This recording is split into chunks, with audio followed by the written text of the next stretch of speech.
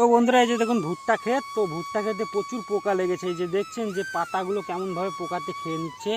পুরো জমিতেই ভুট্টা খেতে একদম পোকা লেগেছে, একদম পাতাগুলো খেয়ে নিচ্ছে। এর জন্য আমি এখন ব্যবহার করব এই দেখুন উস্তাদ ওষুধ। এই দেখছেন দেখুন উস্তাদ কীটনাশক, এটা এখন ব্যবহার করা হবে, পুরো ভুট্টা জমিতে দেওয়া হবে। এই দেখুন ওষুধ স্প্রে করা ঢপের মধ্যে প্রথমে জল বোঝাই করে নেওয়া হচ্ছে।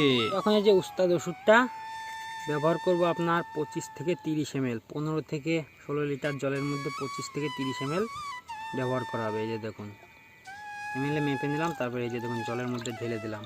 এই দেখছেন ওষুধটা দেওয়ার পরে দেখছেন জলের কালারটা চেঞ্জ হয়ে গেল, সাদা হয়ে গেল জল। এবং ওষুধটা জলের সাথে ভালো করে মিশিয়ে নিতে হবে। দেখছেন পোকাতে কেমন ভাবে খেয়েছে, একদম ভেতরের মধ্যে পোকা রয়েছে, কিন্তু এই পাতার একদম ভেতরে পোকা রয়েছে, সেই জন্য ভেতরে ভেতরে ওষুধ ঢুকিয়ে দিতে হচ্ছে, মানে এই মেশিন দিয়ে স্প্রে করে।